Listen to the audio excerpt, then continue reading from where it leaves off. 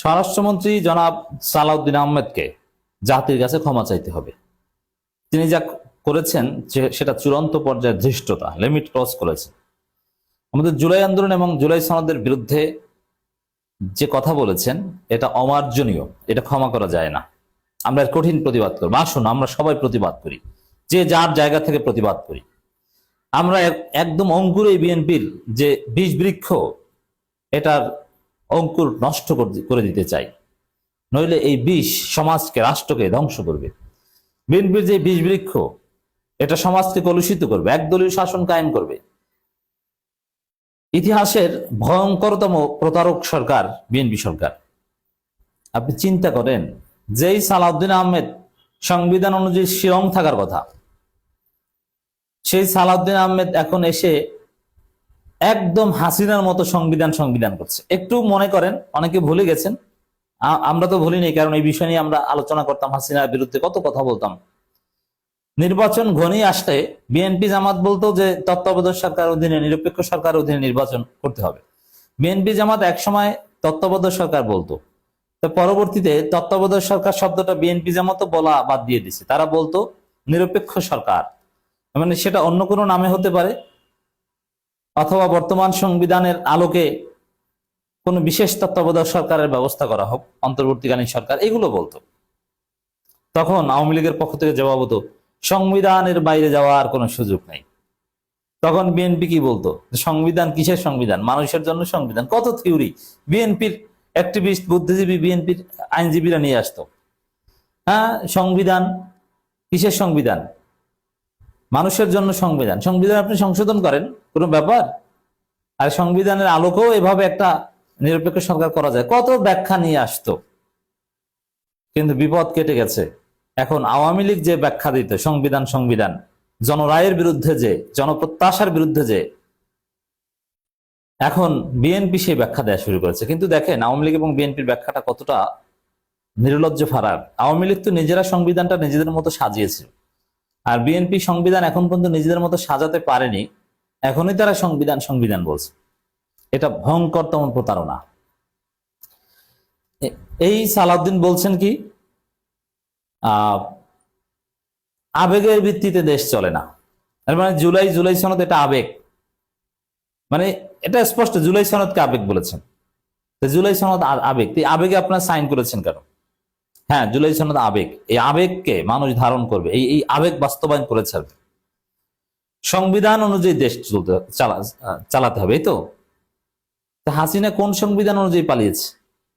প্রধানমন্ত্রী পালিয়ে যায়, এরপরে আপনারা ক্যান্টনমেন্টে গেছেন, ক্যান্টনমেন্টে যাওয়ার পরে ছাত্রদের সাথে আলোচনা করেছেন, তারপরে আবার বঙ্গভবনে গেছেন, তারপরে 3 দিন বসে একটা সরকার কাঠামো ঠিক করেছেন। এটা কোন সংবিধানের আলোকে করেছেন? সংবিধান মারাইতে আসছেন। প্রতারণার একটা লিমিট থাকা দরকার। আমার তো মনে হয় এই সালাউদ্দিনের কপালে আবার শিলং আছে, এই লোককে আবার শিলংয়ে পালাতে হবে, কারণ প্রকৃতি তাকে ক্ষমা করবে না। কারণ আল্লাহ রাব্বুল আলামিনের যে মহান নিয়ামত তিনি পেয়েছেন, কত বড় নিয়ামত, যে জীবনে বাংলাদেশের মাটির ঘ্রাণ পাওয়ার সম্ভাবনা ছিল না। শিলংয়ে ঠিক আছে, একটা এসালমের টাকায় একটা বিলাসী জীবন যাপন করতেন, কিন্তু তারপরও বাংলাদেশে আসার একটা আকাঙ্ক্ষা তার ছিল ডেফিনেটলি, কিন্তু আসতে পারেননি। আল্লাহর অশেষ রহমতে বাংলাদেশে এসেছেন, আর এখন এসে বেঈমানি করছেন। আল্লাহর গজব পড়বে এই সালাউদ্দিনের উপর। আমি বদদুয়া দিচ্ছি না, কিন্তু দেওয়ার দরকার নেই। প্রকৃতির কিছু রিয়ালিটি আছে, একই ভুল বারবার করলে বা নির্লজ্জ প্রতারণা করলে প্রকৃতি প্রতিশোধ নেয়। সালাউদ্দিন আহমেদ যে প্রতারণা করছেন, প্রকৃতির প্রতিশোধের মুখে পড়তে পারেন। জুলাই সনদ সংবিধান অনুযায়ী না, নাকি সংবিধান অনুযায়ী শুধু এসালমের বাইরে কোনো সংবিধান নেই, এটা হচ্ছে বিএনপি সংবিধান। এসালম বলুক, এসালম উদ্যোগ নিক যে জুলাই সনদ বাস্তবায়ন হবে, দেখবেন যে সংবিধানে অটো ঢুকে যাবে এটা। তো দর্শক, এই জুলাইকে আবেগ বলা, বা আর একবার কিন্তু কার্যত ক্ষমা চেয়েছিলেন। কারণ দেখেন আমাদের দুর্ভাগ্য, যেই লোকগুলো জুলাইয়ে বাংলাদেশি ছিল না, যাদের কোনো অবদান ছিল না, তারা এসে এখন মহানায়ক হয়ে গেছে। আর যারা যুদ্ধ করেছে, জীবন দিয়েছে, তারা কিছু না। তো এই জন্যে আসলে উদার হতে হয় না। ভুলটা হয়েছে 5 আগস্টে। যারা আন্দোলন করেছে, জীবন দিয়েছে, তারা বাদে কেউ স্টেক পাবে না, এটা হওয়ার কথা ছিল। যারা রাজপথে ছিল এর বাইরে কেউ সুবিধা পাবে না। কিন্তু বিদেশ থেকে উড়ে এসে জুড়ে বসেছে সবাই, সালাউদ্দিন আহমেদ আরো কত কি আপনারা জানেন, আরামে বসেছিল। এখন তারা বিপ্লবের নায়ক সেজেছে, তারাই এখন সবকিছু চালায়। চিন্তা করেছেন? তাও আবার এমন এক দেশে ছিল, যে দেশ বাংলাদেশের শত্রু, যে দেশের বিরুদ্ধেই বাংলাদেশের যুদ্ধটা হয়েছে কার্যত 5 আগস্ট। যারা হাসিনাকে রক্ষা করতে চেয়েছিল কিন্তু পারেনি, এবং হাসিনাকে যারা আশ্রয় দিয়েছে সেই দেশে ছিলেন সালাউদ্দিন আহমেদ। সেখান থেকে এসে তিনি এখন বাংলাদেশে অল ইন অল। আর যা যুদ্ধ করেছে তারা কিছু না। যাদের কারণে দেশটা স্বাধীন হলো, ফেসিবাদ মুক্ত হলো, সেই আসিফ নাহিদ, এরা কিছু না। তাদের কথার কোনো দাম নাই, সব দাম এই সালাউদ্দিন আহমেদ যা বলবেন। তিনি সংবিধান, জাতির ভবিষ্যৎ ঠিক করছেন, তিনি সবকিছু ঠিক করে দিচ্ছেন। এই যে আবেগ বলা জুলাইকে, আমরা এর তীব্র নিন্দা প্রতিবাদ জানাই। হ্যাঁ, এটা আবেগ। এই আবেগের কারণেই হাসিনার পতন হয়েছে, এবং এই আবেগকে আমরা ধারণ করতে চাই। জনগণের আবেগের ভিত্তিতে দেশ চলবে, এই আবেগকেই সংবিধানে রূপ দিতে হবে। আর জনগণের আবেগের সাথে সংবিধানের সাথে কন্ট্রাডিকশন হলে ওই সংবিধানকে আমরা ছুঁড়ে ফেলবো। জনগণের আবেগের আলোকে সংবিধান প্রণয়ন করব। জনগণের আবেগের স্থান পেয়েছে জুলাই সনদ।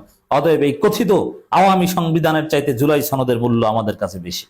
আমরা জুলাই সনদকেই মূল্য দিই, ওইটাই সংবিধান, এটাই শেষ কথা, এটাই প্রতিবাদ। দর্শক, নাহিদ ইসলাম বলেছেন স্বরাষ্ট্রমন্ত্রী জুলাই সনদকে অবজ্ঞা করেছেন। হ্যাঁ, অবজ্ঞা করেছেন, এজন্য তাকে ক্ষমা চাইতে হবে। কারণ এই জুলাই সনদ শহীদদের রক্তে রঞ্জিত। এই জুলাই সনদ জুলাই আন্দোলনে বেঁচে যাওয়া গাজীদের নিঃশ্বাসের ফলে তৈরি। এই জুলাই সনদ কথিত কোনো সনদ নয়, এটা শিলংয়ে বসে রচিত কোনো সনদ নয়, এটা এসালমের কোনো প্রেসক্রিপশন নয়, এটা জুলাই সনদ। এটাকে অবজ্ঞা করলে তার পরিণতি অত্যন্ত ভয়াবহ হবে। হয়তোবা তারা এখন ক্ষমতায়, তাদেরকে অন্য কেউ কিছু করতে পারো না, কিন্তু প্রকৃতির প্রতিশোধের মুখে পড়বেন, আল্লাহর গজব পড়বে আপনার উপর। আপনি লিখে রাখেন, আপনার কি হবে সামনে আপনি কল্পনাও করতে পারবেন না। স্বরাষ্ট্রমন্ত্রী সালাউদ্দিন আহমেদ জুলাই সনদকে অবজ্ঞা করেছেন বলে অভিযোগ তুলেছেন এনসিপির আহ্বায়ক জাতীয় সংসদের বিরোধী দলের চিফ হুইপ নাহিদ ইসলাম। জাতীয় সংসদের প্রথম অধিবেশন দ্বিতীয় দিনে আলোচনা শেষে সাংবাদিকদের তিনি একথা বলেন। স্বরাষ্ট্রমন্ত্রী সালাউদ্দিন আহমেদ জুলাই সনদকে অবজ্ঞা করেছেন, এটা অনেক এমপিরা বলেছেন যে এটা তিনি বলতে পারেন না। কিন্তু আমার তো মনে হয় সালাউদ্দিন আহমেদের এই বক্তব্যের প্রতি জুলাই ঐক্য, জুলাই রেভলিউশনারি অ্যালায়েন্স, এরকম আরো অনেক সংগঠন আছে, রাজপথে প্রতিবাদ করা দরকার।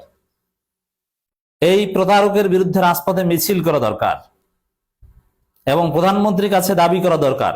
যেহেতু প্রধানমন্ত্রী নিজে জুলাই সনদকে অবজ্ঞা করেননি, যে মাননীয় প্রধানমন্ত্রী, আপনি আপনার এই প্রতারককে ওখান থেকে সরান, বিশেষ করে জুলাই রিলেটেড কথা বলা থেকে তাকে বিরত রাখেন।